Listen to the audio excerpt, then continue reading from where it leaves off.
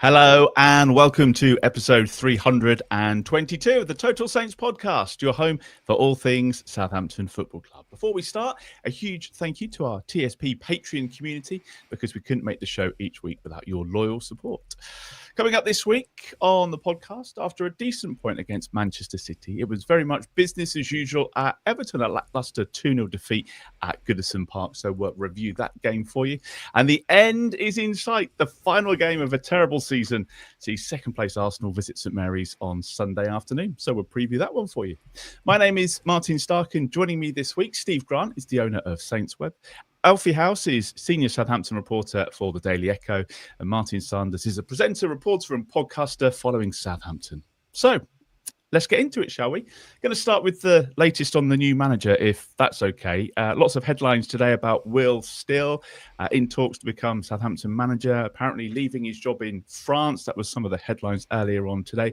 Alfie, I know you've written about this. There's no news as such right now, but it does look like it's coming down to a bit of a two-horse race. I think clearly there's been a lot of sort of reporting in the last 24 hours, hasn't there, about Will Still. I think it was first The Independent said that Southampton have approached Will yesterday morning, that's Sunday morning, and they were confident a deal would happen. As far as I'm sort of privy to and have been told, clearly he is now the front runner. He's probably the one that is most likely to be appointed. But although he's walked from his job at RC Lens for personal reasons, very valid personal reasons as well, to come back to England. He is still under contract there until, for 2 more years. He signed a 3-year deal last summer. So, that has to be sorted. That whether that is a compensation fee to be released or, he's got to pay whatever he's got to pay, I don't know. But that has to be sorted for him to take another job. So, that's where we're at with the manager at the moment. But I think it's interesting. Clearly you mentioned a two-horse race. It's been sort of Danny Roll has been linked all summer, but I think we even said on the pod a couple of weeks ago, Steve, that it'd been such a long time and nothing had moved. How do we even know that Danny Roll wants the Saints job? And I think since then he's come out and said, excuse me, a lot of things about the Bundesliga and the Premier League and, wanting a really sort of ambitious job. And maybe Saints are just a little bit below him at the moment. But, that's only my opinion. We don't know if that's true. I'm not overly excited about any of this, I'll be honest with you, Steve. I mean, he's 32 years old. I think he only got his UEFA Pro license a couple of years ago. Didn't play football at a higher level. Never managed in England, certainly not the Championship. It seems to me like another huge gamble at a time when we can't be taking another gamble. The kind of main thing I would say to that is that any appointment is going to be a gamble, I think, in our situation. The one minor bit of credit we possibly give Sport Republic for is they did, Jason Wilcox did effectively get the appointment kind of right this time 2 years ago, and got us back out of the Championship the right end at the first time of asking. So, I think it's certainly Will Still is the guy with the noise around him at the moment, but I still suspect there's probably a little bit to run on this. There's been, I'm sure I saw somewhere someone was saying that the new guy will likely be in the stands on Sunday, but I don't know. I think that's what the club would have liked. That's what their dream is, to have the new guy in the stands watching the game on Sunday. But as I said, when I reported that ultimately that's 6 days away, and you've got a lot to do. Yeah, I think that's highly ambitious. It's while you'd kind of want them to be there. Maybe they themselves would take a view of, well, it's just a distraction from this last game, and actually I don't want to be associated with this crap. Thank you very much. I'll come in the summer when everything's kind of calmed down a little bit, and I get a clean slate to kind of get a proper sort of running start at everything. That's all fair points. Obviously, the counter argument to that is that we've lacked direction now for the best part of 10, 12 months, really. And I think fans, obviously the season tickets have opened up, and we're starting to think about next season. And fans want to see direction; they want to know where they're heading. And I think maybe that's a quick and easy way of giving them that. Something to remember for the next couple of weeks when they're still trying to sell tickets, I suppose. Yeah, but then I guess you then fall into the issue of whoever we appoint is going to be divisive. I think I think there would be very few appointments where you won't have some level of dissent towards it. Like with Still, for example, it'll be he's basically become a manager through basically playing computer games. It's like, well, I mean, why is that any less valid a method of getting into the game than anybody else? And I mean, it doesn't say much for the level of coaching of the people that played professionally. If a guy whose only experience of football is through Football Manager can come through and become a manager that that overachieves in the top French division for 3 years, it's ultimately there's going to be disagreement regardless who does get the job. Even if Roll took it, I think there would be a lot of people saying, "Well, we only got Sheffield Wednesday the 12th. That's nothing special." But the last guy who got us promoted was finished the season in 12th, 13th with Swansea.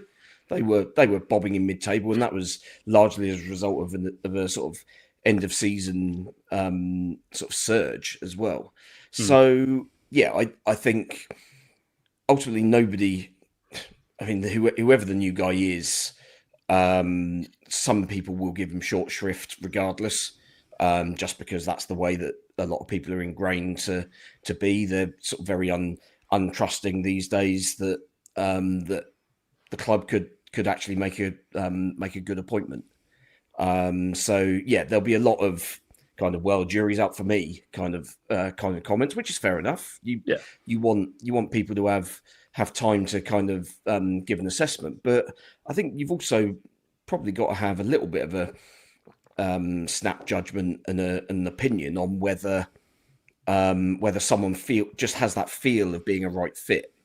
And I mean, Martin, you've obviously said yourself you're not convinced by him, which is fair enough. I think I'm kind of, without wishing to get splinters in my arse, I'm kind of feeling a little bit on the fence on it. I can see that he's obviously done some really good work over in France in an environment. English coaches don't tend to do very well abroad, and he's obviously done a pretty good job there at two clubs. So the fact that it's not just one club where the environment has suited him, he's done it at two different clubs with very different circumstances, and kind of come out of it sort of with his reputation enhanced. I think that feels like a positive to me. It's a manager who feels like his career is kind of going in a forward direction, rather than us taking the sort of age-old managerial merry-go-round route, which I don't think we would have ever kind of been looking to do under this ownership. But I mean, we all know the sort of managers that kind of just dot around and wait for the next sort of crisis club to come around. And it wouldn't have been, under previous ownership, it wouldn't have been a huge surprise if one of those had kind of got the job on an emergency basis. So I think the fact that they're looking for something progressive, I think is a good sign. But ultimately, I mean, Johannes Spoor's recruitment, he's clearly been very busy in the couple of months he's been on board. And yeah, I mean, we're not going to see the fruits of any of that labour until well into next season, I would imagine. Yeah, Martin, welcome back to the podcast. Going to get your thoughts on the new manager. The names that are being kicked around today, obviously, Will Still, Tom Cleverley, Danny Roll. Is there anybody there that excites you? I just think, morale amongst the players and the fans at the moment is lower than a snake's belly. It's rock bottom. So somebody needs to come in and turn that around. And I'm looking at the CVs of these players going, right, well, who are these managers and who is going to do that? Who's going to motivate people? Who's going to make me want to spend 550 quid on a season ticket? And it's just not any of the names that I've seen today. There must be people with more championship experience, for example, that could come in and do a job. Yeah, it's an interesting one. I'm intrigued by Will Still. I watched him on Monday Night Football with Jamie Carragher and Dave Jones a couple of weeks ago, and thought he was really intelligent. He came across really well. He sets his sides up to be defensively really sound. They don't let loads of goals in his teams. There's a really good podcast out there with High Performance with Damien Hughes and Jake Humphrey. I've started watching that today, and it is really, really interesting. So I urge any Southampton fan to go check it out because it is well worth a listen. He's an intelligent guy. Obviously speaks numerous languages as well. He obviously knows Europe really well. He works on tight budgets as well. He's not spent a lot of money at his current club. They've had limited resources, sold some of their best players as well. So he's done well with a limited budget. He develops young players, and that's what they're obviously looking to do at the football club. Like I spoke to a lot of fans yesterday, and we're in and around Everton, and they were mentioning Sean Dyche. Would you take a Sean Dyche at Southampton? And though he played a totally different style of football, and I just don't see that being a fit. I see a Danny Rowe or a Will Steele. I think it will end up being Will Steele. That's my gut feeling. That looks like that's where it's going. I'm 50-50 on it. The appointment, Martin's so big. It's the biggest appointment that they're making in such a long time, and there's so much they need to get right. They need someone in quick because the overhaul of the squad's gonna be massive. They're gonna have to, whoever comes in, there's a certain style of play which it looks like they're gonna edge towards the Jurgen Klopp high energy, high press. It's not going to be Russell Martin tippy tap football. They're going to they're going to have to get fit. Going to have to rebuild a squad.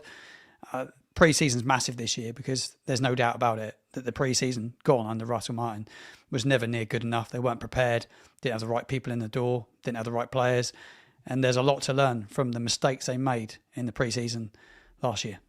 Yeah. Okay. Well, let's park that for the minute, and let's. Not just on Will Steele. Very finally. I mean, the thing that surprised me, I know he's a young manager, but Johannes Spurs has already set out that was going to happen anyway, quite clearly. So, no one should be surprised by that. His first season in France 3 years ago, he finished 11th with Stade Rennes. He finished 9th the season after, and he's finished 7th this season with RC Lens, with a net 70 million positive transfers. They sold their best goalkeeper, their best centre-back, and their best striker in the same season. He finished 7th, 5 points off Europe. We're going into the Championship. We have to be a little bit realistic about what we can actually get. And, if it's the case that Danny Rowe doesn't even want to come to Southampton, a manager who's finished 12th in the Championship as his best achievement, clearly you're not going to get choosers. Yeah, you can't be picked from the best, can you? And one of the things that Martin mentioned, the Sky Sports presentation that Will Steele did. I'm always hesitant to recommend people off of TV because they sound great. When you watch Russell Martin on TV, he sounds brilliant. He sounds you want to play for him again, and you think it's all going to go perfectly well. Everybody sounds good on TV. But the one thing that he said was, if we're not winning games, I don't care about styles of play and philosophy. I just want to win. I will change the team to win. I feel like that's what we've needed at Southampton.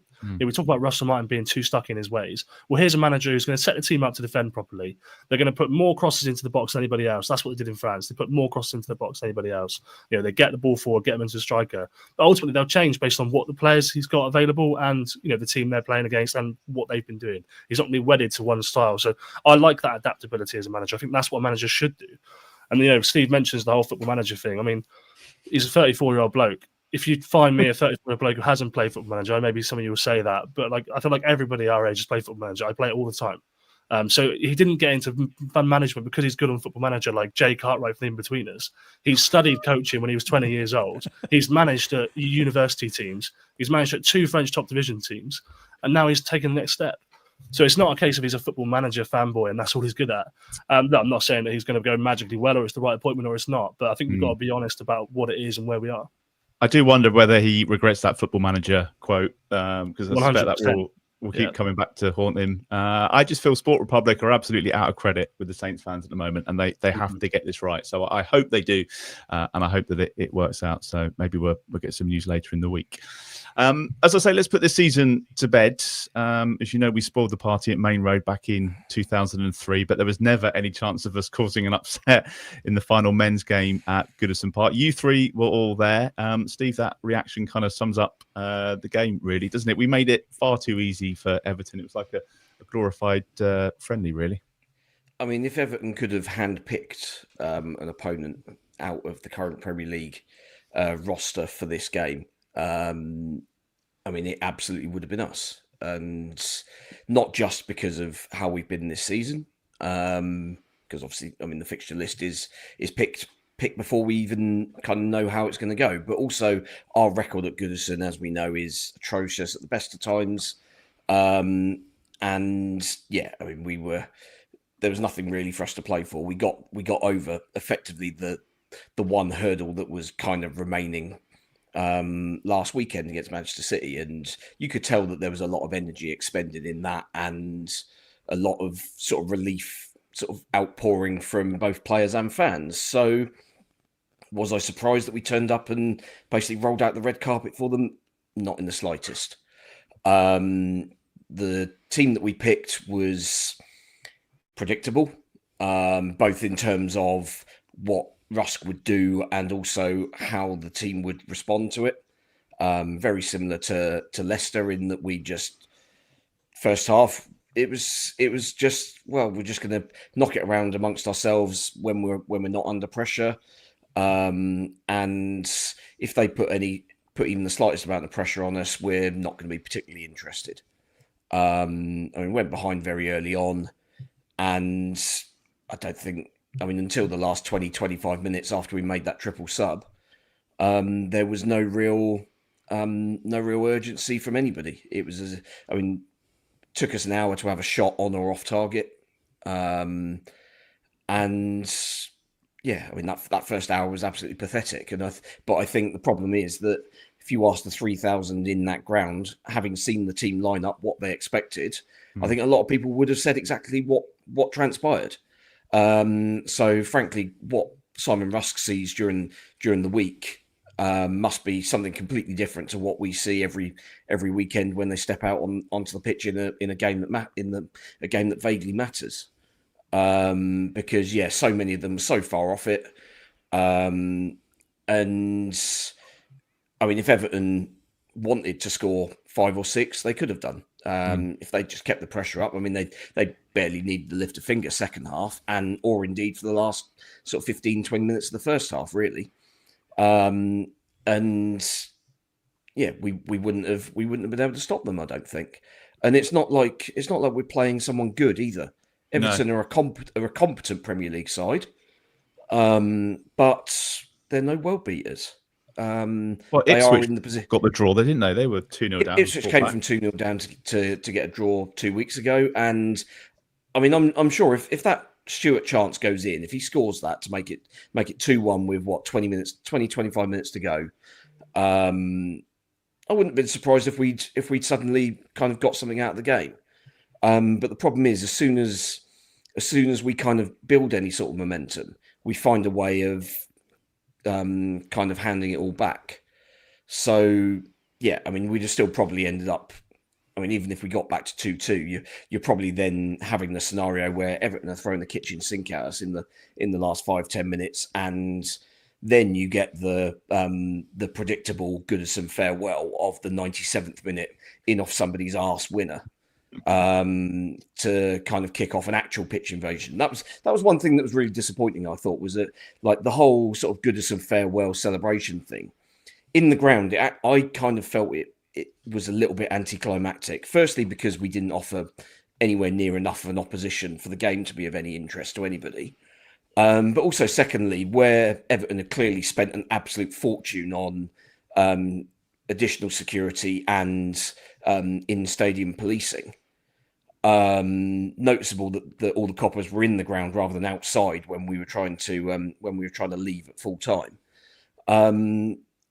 But yeah, they'd obviously spent so much money on the in-stadium security that basically there was no chance of anybody getting on the pitch, making it kind of interesting at full time. When actually, I think when you've got a momentous occasion like this,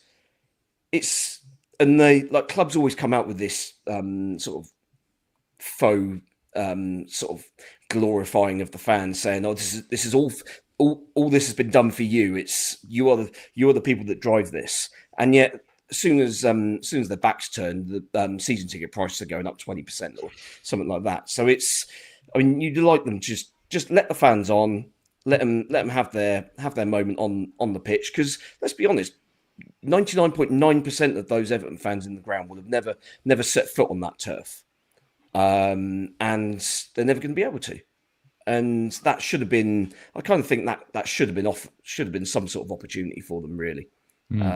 But Yeah, as I say, a little bit of a damp squib of an event. I didn't stick around for the post-match stuff. It was, I think they were probably going to be waiting for about 20, 25 minutes. And some of us had a train to catch.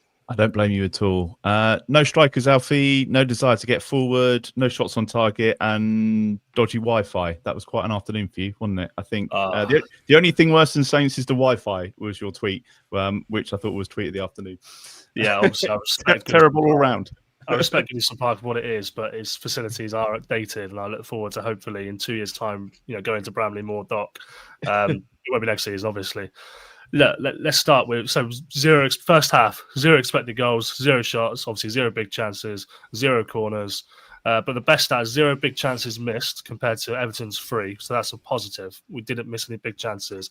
Everton, it took 5 minutes to score. They obviously got the second one right before half time. But in between, Ramsdale made a brilliant save in the first minute. There was 2 goals ruled out for better offside. It's one of the worst. I can't wait for season to end because I hate being harsh about it. And I like some of the lads in the dressing room. I don't like some of the others, and they don't like me. That's fine. But they're just constantly reaching new lows. And it baffles me how bad that first half was. It was. I honestly think it might be the worst first half I've ever seen of any team. But I'm sure I've said that a number of times this season. It might just be hyperbole. And Simon Rusk talks about the response to the second half, and the second half was better. Obviously. Ross Stewart made a really good impact again. I'm trying to think who else came on. Archer, did he? Archer came on? Yeah, Archer and Smallbone. And Smallbone, yeah. And I think it took about 60 minutes for those changes to happen. But, if Ross Stewart can keep fit, I know it's taken 2 years, but if he can keep fit, he'll be an asset next season because he causes problems. And I think Pickford made a really good save as well. But ultimately, it was a procession by that point. Everton knew they'd won the game. They didn't need to do any more than they had to. And it was a really comfortable afternoon for them. So, yeah, I thought the positives, a couple of players made a good impact. Jay Robinson obviously came on and played a bit more football, and I think that he'll be around the first team next season because although he hasn't set the world alight, he's 18 years old and he's quite diminutive. He's looked okay. He hasn't looked out of place. And then obviously we had a debut for Joaquin K. Sander as well, an 18-year-old centre back, and that's extremely young to be playing centre back. Is he going to be in the first team next season? I don't know. But again, he looked all right. Got stuck in straight away. I think he was talking to the lads around him, showing that confidence, and he's been really good for the 21. So I thought those are the positives of the afternoon. A couple of young players came on and a couple of subs made an impact. But yeah, they don't need to talk anymore about the first half because it was so bad. Just absolutely mind-numbing. And I think Glenn tweeted during the game, how many of these players actually care about the performance they're putting in and about the fans and how much it's cost them to be there. And how much did that cost to be there yesterday, Steve Martin? How much did it cost? 30 quid ticket, 110 hotel, 70 quid train, plus food and drink. So yeah, you're talking 250 quid weekend. And there'll be a lot of people there who spent 200 quid on that weekend who don't have a lot of money, and Saints is their release, and look, they don't have to go. No one's forcing them to go, but you just want to see something, don't you? You just want to see a bit of passion, a bit of fight. And we saw that at the end of the game. I'll give them that, but we didn't see it at the start, and that's when it matters. The effort and passion that we saw against Man City, Martin, was missing. I think that gave us a bit of false hope that we might actually be able to turn up and get something out of this and upset the party. But from the minute the teams came out, it was never going to be that way. They continue to insult the fans. I think Rusk has a little bit in a way, the way he sets up, and the players do as well. There's a real lack of desire at times, and running off the ball's poor. No one wants to give anyone an option. The body language at times is woeful. You set up with a back five, and we have nothing up front with Silamana as a lone striker. Dibbling tried to get near him, but he's lacking a bit of confidence at the moment. He tries a bit too much. He's just not in any rhythm because his teammates are not in any rhythm. But Silamana, I'm done with him now. I've got to be honest. I'm with Glenn. Yeah, I'm with Glenn on him. He infuriates me at times. His touch was poor yesterday. He's got so much pace, but we find no way to use him in any way. He just doesn't work as a 9. But it was such an easy day for the two centre backs, O'Brien and Branthwaite. Didn't have a lot to deal with. We had to put a few long balls through to Silamana, who was never going to win them against those two. And they always looked like they had a man over in midfield. I really like Idrissa Gueye. I thought he was brilliant. A little young lad in midfield. Well, he's not young now. He's like in his mid-30s, but he's brilliant. He just gets around the pitch and he's so good. And Beto had the ball in the back of the net twice. And I just thought Downs and Aribo together, just for me, it's not a midfield pairing. I don't think it ever has been. But by playing that extra man at the back, you find it hard to get out. We never looked like we were going to get up the field and get past the halfway line. We played a bit of football across the 18-yard box, get to the halfway line. We haven't got a clue what to do. He's thinking, what are we doing in training in the week to? It just beggars belief. There's a lack of confidence, yes. There's a lack of desire with a lot of the players, and I think that I hope and pray that we give the fans something on Sunday against Arsenal. I don't expect anything different than what I've seen since Rusk has took charge. And it's not an easy gig for him, but the players, they need to show more for the fans. It's just it's all half-assed at times. Were you surprised that Aribo started though? And I mean, obviously, like Ross Stewart, we thought might start, but didn't. It was just the team that came out. We're just looking at it, going, "This is not going to be good." I thought Ross looked really good when he came on. I'd be just giving him game time now. Just get him into some rhythm and then get him to pre-season and then keep him going, because he'd probably keep training in that little window anyway, because they just want to get him ready for next year. I think. I don't know about that, Martin. The fella's had 2 absolute summers from hell. I think he's absolutely desperate to have a bit of time off, to be honest. I mean, think about it. If you're injured over the summer, you go in 4 or 5 days a week. All the lads are on the beach. So I think he'll be... The flights to Dubai are booked, are they? Yeah, I think so. Yeah. He'd be an asset next year. There's no doubt about it. If we can start getting balls in the box, and if it is Will Steele, and that's the way he plays, getting balls in the box. But playing that system, you can't get the fullbacks up the field enough. And Bury and Wellington have just not played enough football to play that wing-back role. Like Walker Peters can just about do it, but he struggled at times. I would like to see us really go at the fullbacks and get balls in the box and use Ross Stewart. I think we'll see a totally different style next year, whatever happens. And I think Ross Stewart will be key. I really like the look of Robinson. Thought he looked good when he came on. Real tidy, didn't give the ball away. And Cameron Archer, it was mad, wasn't it? Cameron Archer made a track back and made a really good tackle. And it was like one of the biggest cheers inside the away end. It was quite incredible. But he could be important next year if we can get him, if we've shown that we want him and shown a bit of love. I think he's got potential to be good, but it's a real shame that Glenn's not here.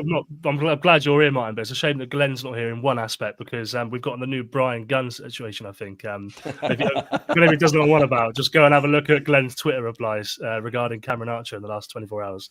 Let's go check it out. Do you think, Steve, there's a little bit of damage limitation for Rusk? I mean, we were kind of warned that it wasn't ever going to be like attacking football. Do you think he just doesn't want a 6 or 7-0 on his CV? And for him, a little bit is about what happens next, because at the end of the season, he's going to either have to fit in with the new guy that's coming in, or he's going to have to find an opportunity that might be elsewhere. Maybe he's thinking about himself a little bit when he's setting these teams up. I mean, yeah, possibly. I mean, there was a lot of talk earlier in the season, wasn't there, of managers who are so kind of blinded to their own system that they're only doing it solely to get a job at a bigger club where their system might work. Where people were obviously talking about, Vincent Kompany somehow failed upwards into the Bayern Munich job, while they thought that Russell Martin was being kind of stubborn to the point of sort of it being nonsense. Yeah. Where solely because he thought that was what would get him a sort of progression upwards in the food chain. When I don't actually think that's the case at all. I just think that was the way he thought.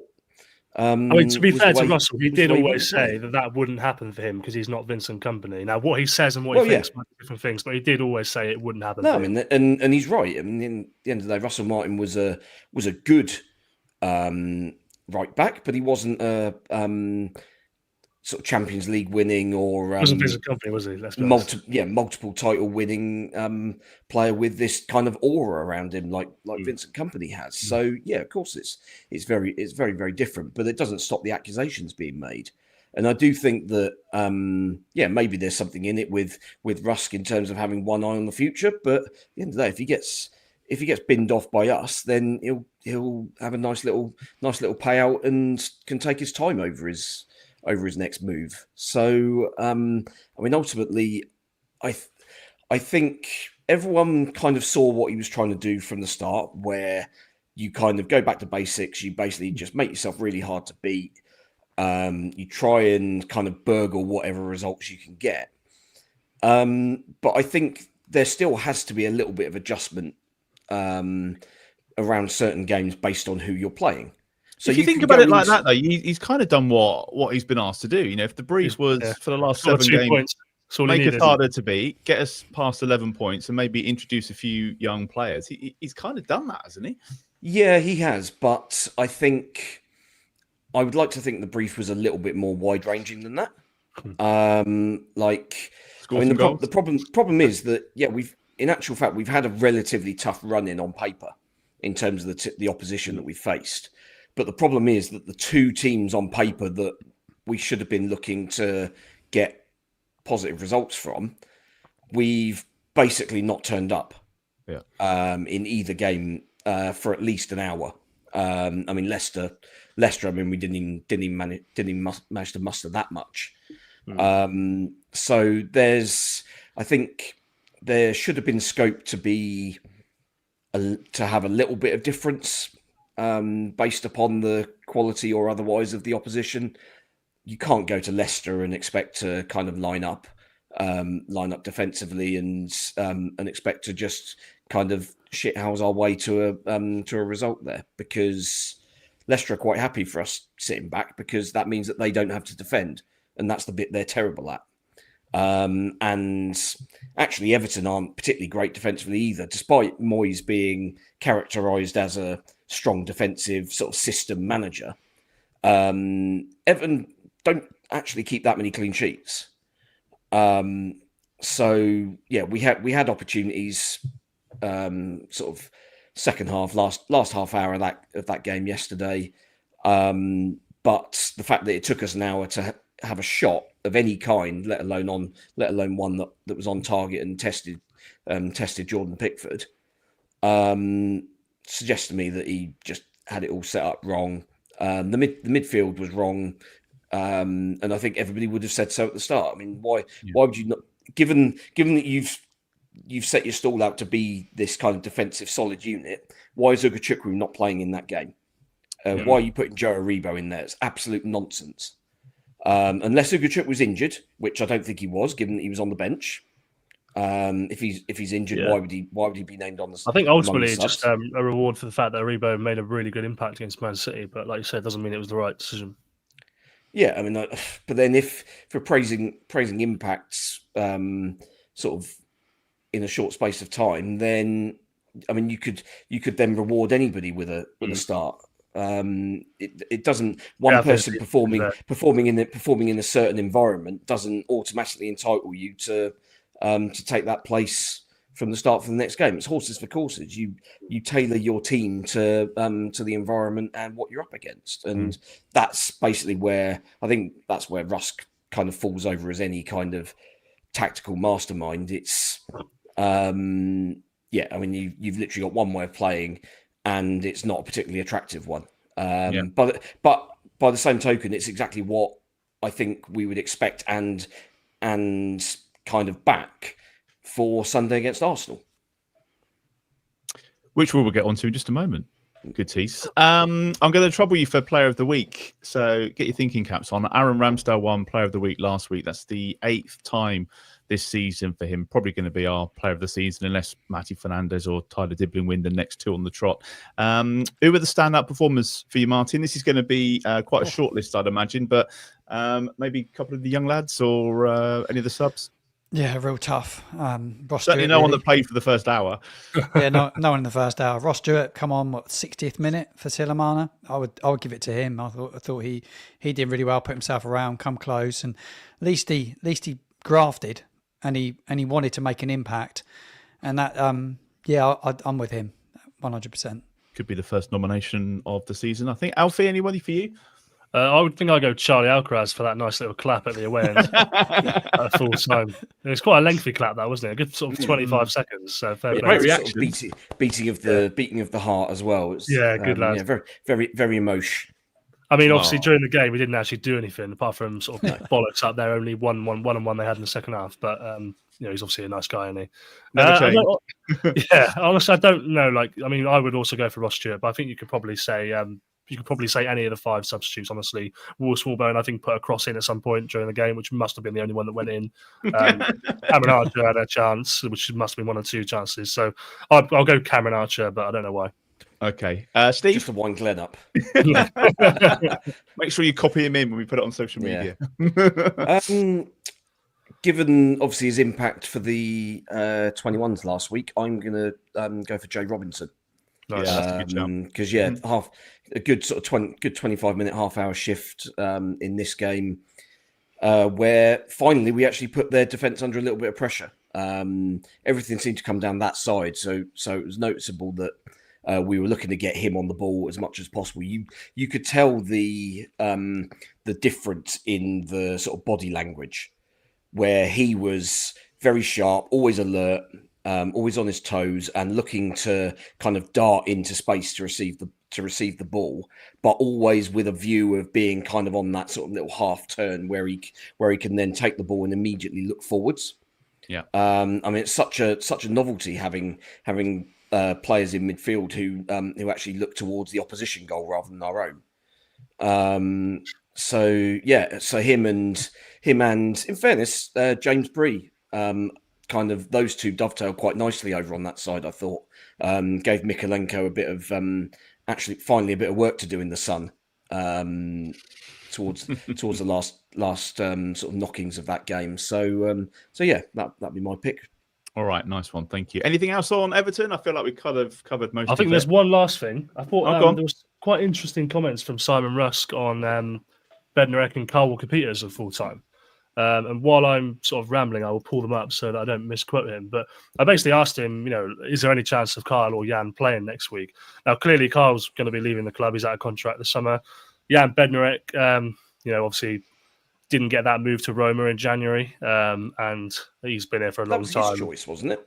I don't know about that. I think he might have sort of taken it well at most, but I don't think that would have been his choice, if I'm being honest. Yeah, we'll see.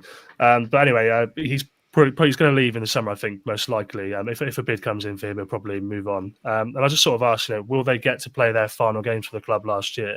And Simon Russ said there's a balance of getting the team which is right to compete, but also taking into consideration what's right looking ahead. They're not black and white things. We've got to get a team on the pitch that finishes the season with pride. There's a lot of complexity involved in these decisions. Whereas he had just said that, Jan had a knee injury. That's why Jan was out. He had a knee injury, and Kyle was ill for the last couple of weeks as well. So to then say that after, when I asked, will they play?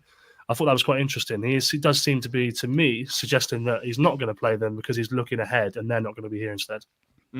Yeah. So he's lied about a player being injured or ill again. Don't know. Oh God, so tedious. I think it's tough, isn't it? Because obviously I know he's a caretaker. Tell people the truth. I know he's a caretaker manager, and clearly it would, to me, been briefed to not say anything. That's what I feel like is happening. He's been briefed to not say anything, but he's almost caught himself out a little bit, I guess, by saying that when I asked him, a second time, will they play? But yeah, I don't know.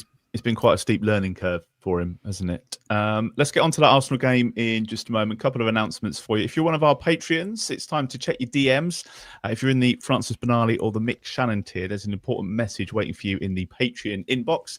And this is your final call to get 25% off some beers. As you're probably aware, we've got together with Steamtown in Eastleigh, and we've got our very own Total Saints Pilsner. And you can get a 25% discount on 24 cans of Total Saints Pilsner by quoting this podcast to any of the staff at Steamtown. Now, the offer is only available in person at the pub. You can't use it online. So head along to Steamtown, which is just around the corner from the train station in Eastleigh, and you'll get yourself 25% off 24 cans of TSP by quoting Total Saints Podcast to any of the staff on site at Steamtown Brewery in Eastleigh. Now, there seems to be a sense of relief that the final game of the season is here, our last game in the Premier League for a while, and it's Arsenal. Hurrah. Martin, Simon Rush said there were plenty of positives to take into the game. I've kind of been scratching my head all day. I'm not really sure. I mean, the biggest one for me is that this is the last game of the season and it'll soon be over. I don't know how you're feeling about it. Yeah, I don't know what positives he's seen. I haven't seen any in weeks. Yeah, it's going to be a tough point game. Against Man City is the only positive. Yeah, the only point. Yeah, that's a good point. Very good to get that over the line. Fine line, isn't it, football? Because he set up like that against City, and if we conceded too late on, he would have been absolutely crucified for the setup. we got it over the line. Well, can we do it against Arsenal? I think Arsenal are a little bit more clinical than City. Good result for them yesterday against a very good Newcastle side as well. And I think they'd be tough. You know, we went up there and we actually played quite well at the Emirates when we went up there under Martin early on in the season. Cameron Archer scored a really good goal on the day, didn't he? A really, really good goal. And we were in that for 65 minutes. And then it was, from memory, it was 2 mistakes that cost us. I think it was Sounds Downs. familiar. Yeah, it's very familiar. Yeah, there's few positives other than the fans have just been insanely good, haven't they? They've just been unbelievable. The people that travel up and down the country, been shortchanged week in, week out. Just seen the 1 win on the road, just the 1 at home. Deserve a performance and deserve to have a go at a side, but it's so difficult when you're playing against Arsenal. They're a machine, aren't they? Yeah, they've not been quite at it this season, but you know, it's such a tough game. I'm sure the home end will be full of Arsenal fans. You know it. I know already. I heard a couple of days ago an Arsenal fan. Oh yeah, I'm off to St Mary's a weekend. Oh, where you sat? Oh, I'm in the Kingsland. Oh yeah, of course you are, because you're being amongst the Saints fans. That's what it would be. It'd be full of Arsenal fans, and they'll all be down the bottom of the chapel. I would imagine trying to get shirts at the end of the game as well. Steve, am I right in thinking that Arsenal have definitely got second now? So this is literally a game. Well, that barring like a 14-goal swing or something like that for Man City, and that would involve City having to beat Bournemouth on Tuesday, and can't remember where they go last game of the season. But they'd have to win both of those and by a sizable margin, and of course the important bit, rely on Arsenal losing to us. Yeah, so this is literally a game that no one really cares about. Yeah, but it's interesting that it's turned out that way, because like a week and a half ago, when Arsenal lost to PSG, all of a sudden that game was looking like it could have been proper sort of Armageddon time for Arsenal, because their 2 games following their Champions League exit, Liverpool away and Newcastle at home, who they've played 3 times this season, not scored against, and lost all 3 games. And yet they've come out of it with, they came from 2 down against Liverpool at Anfield, and got away with 1 first half, I think, against Newcastle, but kind of toughed it out and scrambled over the line to get a win. So yeah, I mean, they've weirdly shown the mental fortitude that everyone was suggesting they didn't have when the title race was actually active. So I'm not quite sure what it really demonstrates at the moment. Probably won't know until next season when they're 10 points adrift again. But this time 10 points adrift to somebody else. But yeah, we'll see with Arsenal. I mean, at the end of the day, they're a collection of very, very good players. They've got a system that has largely worked for them, although they were really sort of exciting to watch early on under Arteta, but he's gradually made them more and more tedious, kind of with a view to it being defences that win titles, which, to be honest, I don't think that holds water when basically they've not had a centre forward all season, and it is clearly the one thing that's cost them. So yeah, I think they will.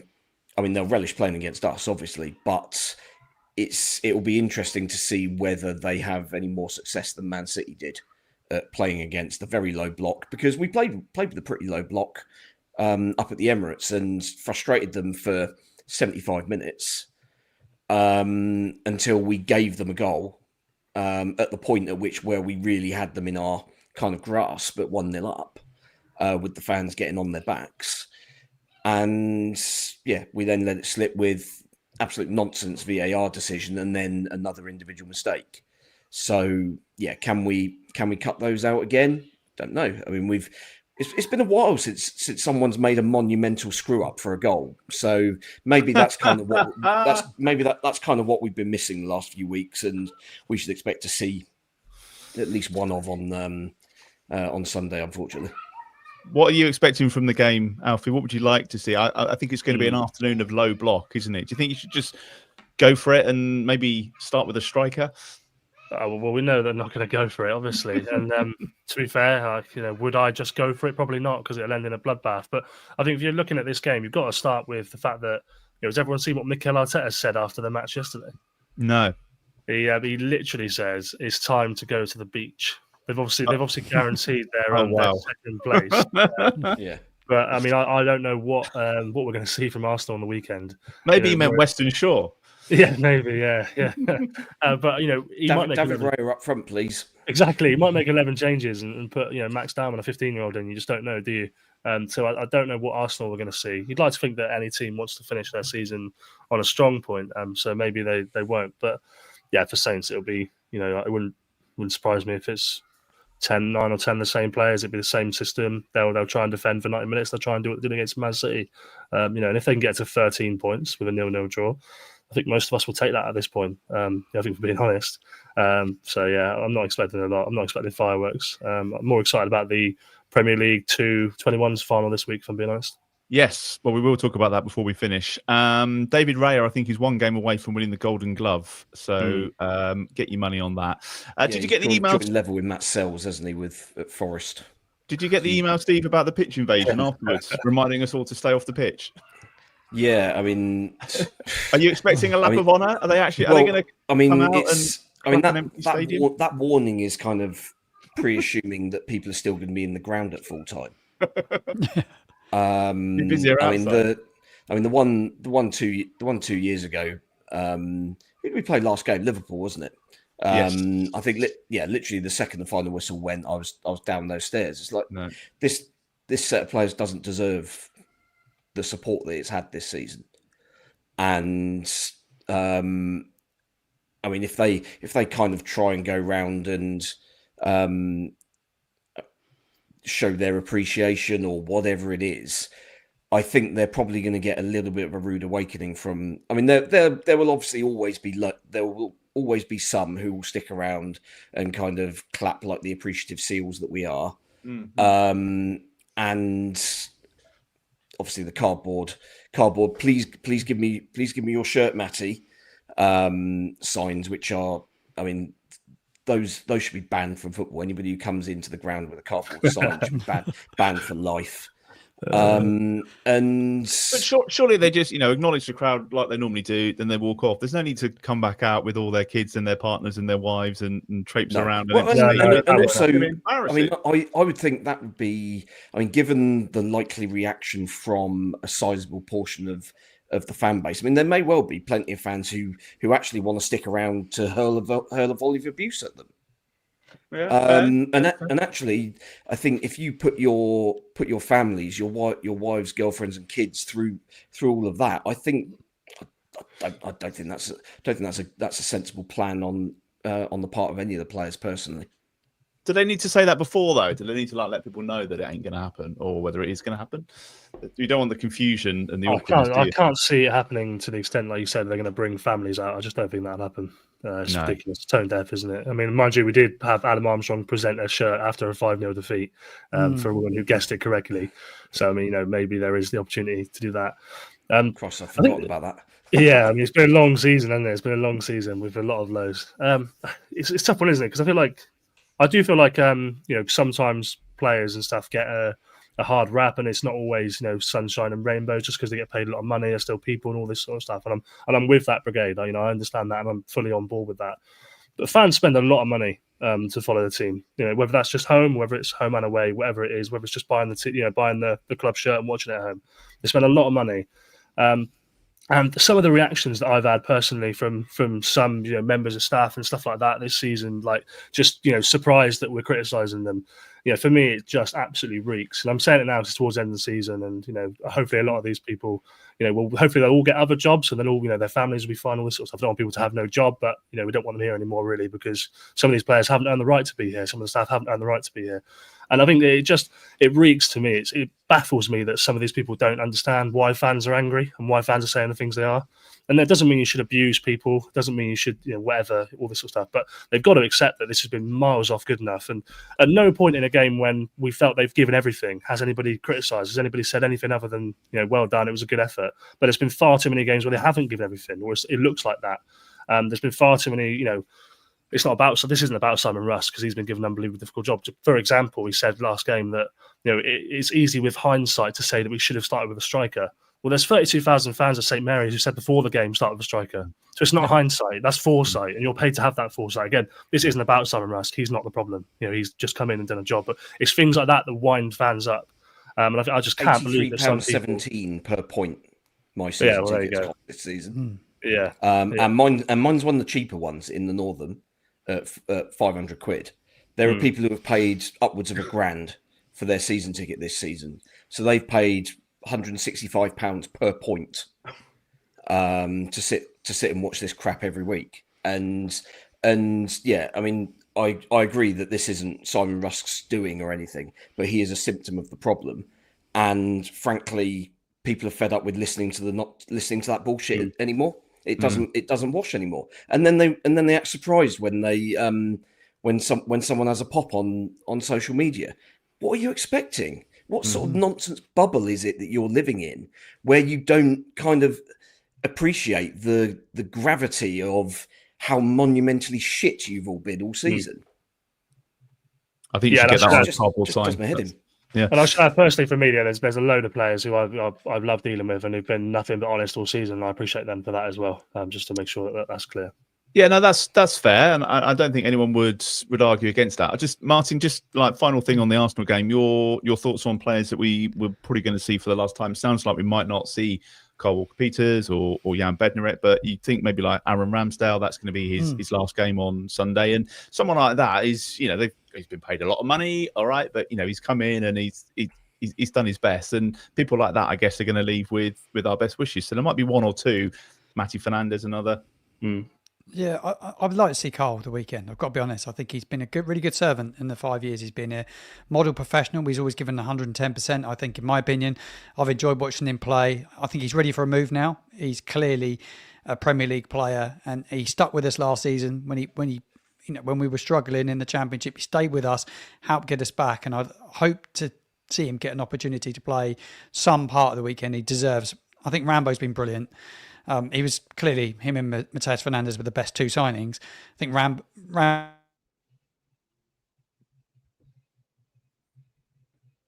think you should say Aaron Ramsdale. Yeah. Well, I mean, go on, Ryan. He's been brilliant. I think he's been absolutely magnificent. I think Mateus Fernandes will have suitors.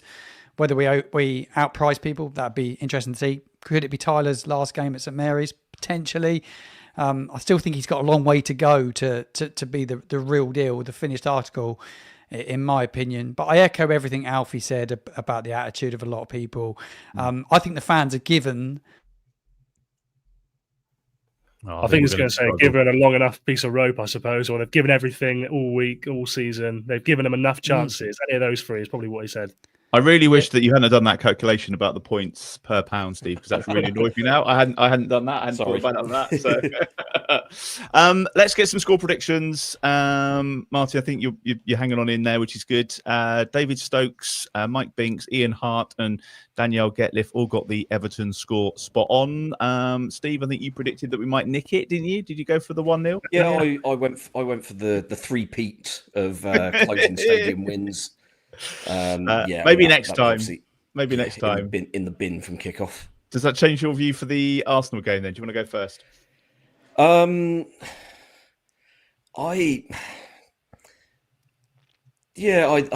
kind of think it's going to go a little bit like last week. I think it's going to be it's not, the reaction after yesterday isn't the same as it was 2 weeks ago after the Leicester shambles. But it's not been a million miles off in terms of players being singled out, the system being singled out, the initial team selection being highlighted as what on earth are you doing with this? And these are all things that we complained and questioned after the game at Leicester. And then we went into the Man City game. He picked a team that I think 99% of us probably would have picked. Played the way that we expected, that we hoped that we'd play, in terms of being resolute defensively, everyone knowing their jobs, keeping at it for the full 90 plus minutes. And I wouldn't be at all surprised to see us do exactly the same again. Whether we kind of ride that little bit of luck that we needed against City this time around, who knows? But Yeah, I mean, Am I that's putting you down the for a way I 0-0? expect us to play. I don't think we're gonna trouble David Raya particularly. So apologies to Matt Sells for ruining his bid for the Golden Glove. But yeah, 0-0. Okay, Wow. Alfie.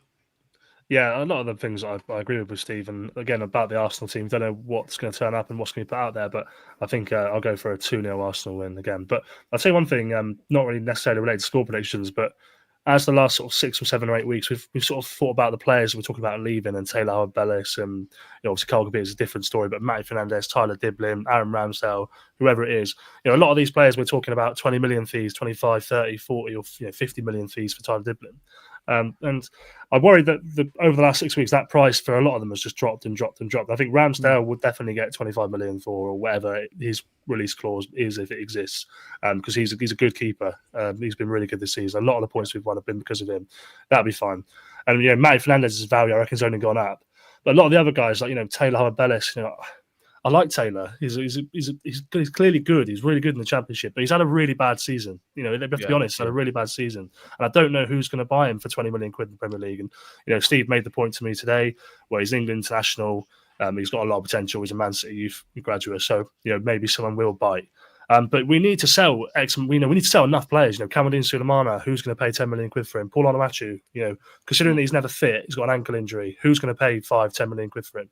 We need to sell enough players so that it's not, we're not sat here in August going, oh, we haven't bought anybody, we've got no money, And I'm worried that, unless these players put a good show in, no one's going to buy them. So I hope that for that reason, we have a good performance in the season. But I mean, we didn't even mention Taylor Harwood-Bellis is injured, by the way. He's picked up an ankle injury in the game against Everton. I don't know how bad that is. Hopefully he's okay. But if it's a bad one, that could be another problem. Martin, do you want to chip in with a score prediction? We won't hold you to it, and we'll get Glenn to do his own just in case. I'll go 3-0. I'm going to go 3-0. 3-0 defeat. Yeah, 3-0 defeat for me. Yeah, I can't see us getting anything. I don't see us scoring neither. Okay, if you're watching live, don't forget to put your predictions into the comments. And let's finish with the positive then, Alfie. It's the under-21s, isn't it? The game at Crystal Palace. We said it was kind of like a free hit because we weren't really expecting to get much out of it. But what a game that was. Yeah, I mean, what an amazing achievement, genuinely, to reach the the national final, the under-21s, the Under-21s League. I think that the Saints team of 2014-15 won the Under-21s Cup. With Ryan Seeger up front, Sam Gallagher, a couple other names as well, maybe some bigger names in there. But this is the first time the Saints could potentially win the Under-21s League, and it was a great day at Crystal Palace. Derek Abu was man of the match. Derek Abu, a right back who we got from Chelsea a couple of years ago. He's tall, he's athletic, he's technically really good, takes free kicks. He set up a goal and scored a goal, but he's out of contract next month. And I asked him, what's the situation? He said, we don't know yet. But he's relaxed about it. He's got a successful music career alongside football, by the way. If anyone's ever listened to his music, if you like rap music, it's called Chosen. But he's played Ibiza. He actually has played Ibiza, wow. Which is crazy. I mean, I'm useless, and he can do two things very well. So well done. But this team, this 21s team, Derek Abu said to me he thinks they're the best team in the country. Man City, who we have in the final, will argue against that. They've dominated youth football for the last 5, 6, 7 years. It's been such an important part of their project. But it's going to be an interesting game. Going to Man City, a national final. We've got Don Ballard, who knows how to score goals. We've got Derek Abu, a couple of older lads mixed in with these younger guys like Joaquin K-Sander, Jay Robinson. Obviously, he's got a lot of talent. A good goalkeeper, and Josh McNamara. So I'm really interested. I don't know if it's confirmed yet, and I think this might be the delay because they were talking about Thursday, whatever this week is, Thursday, to play the game, but they're trying to get it on Sky Sports potentially, so we might all be able to watch it on Sky Sports. Where is it? Is it in Manchester? It's at the Man City Academy Stadium, the Joy Stadium, whatever it's called, which is a shame. Obviously gives them an advantage, but that's just the way youth football works. It's never a neutral stadium in youth football. It's always the highest ranked. The competition was originally... The whole knockout stage was supposed to be basically seeded, so the higher ranked team was always at home. And then the quarterfinals went a little bit weird because we were obviously at home to Fulham and Palace were at home to Chelsea, and both of us managed to win against the much higher seeded teams. And then it all kind of went a little bit all over the place. But yeah, so if they get it on Sky, it'd be nice for a lot of us to watch. I'm going to head up, obviously, hopefully do a nice few interviews and watch the game and whatnot. But yeah, I think it's something to be really proud of. And I'm intrigued to see where these guys who are sort of 20, and out of contract this summer end up, because I don't know if they'll give Derek Abu a new deal. I think that he's honestly good enough. He's played in the Football League. I think he's good enough to be part of the squad, but there is a big difference between League Two, League One, and sort of top end of the Championship. So maybe it's not quite right. But yeah, if anyone's watching that game, it'd be interesting to keep an eye out. Especially if it's on Sky, that'd be a nice little touch. It's always good to end on a positive, and I think that certainly is. Thank you, guys. Thanks for joining us tonight. You can follow the Total Saints podcast on all the usual social media platforms. It's at Total Saints Pod. Check out the website as well. There's a new merch store we've got on there. Loads of nice little bits to treat yourself to over the next few weeks. TotalSaints.co.uk is the website that you need. And as I mentioned earlier, you'll also find us on Patreon. That's where you can support the podcast with a monthly contribution. You just head to patreon.com/Total Saints Podcast. And each of the tiers comes with different perks. There's weekly shout outs for patrons in our Francis Benali and our Mick Shannon tiers. Check your DMs, guys. Thank you to Dave Melton, Andy Hollis, Anthony Thompson, Gavin Ford, James Harron, Nicky Nicholson, Southampton NY, Drew Dyer and James Kibbe in our Francis Benali tier. And also thanks to Colt Baker, Dave Ernsberger, Nick Hingston, Phil Cook, Nick Reed, Phil Horstrup, Matt Hall, Mark Littlewood, Mike Etheridge, James Bobin, John Bevan and Liam Dempsey, who are in our Mick Shannon tier. And a massive thank you to Paul Castle Associates and Steamtown Brewery for sponsoring TSP this season. Thank you to Steve. Thank you to Alfie. Thanks to Martin. Thank you for watching and listening. And we'll see you again next time.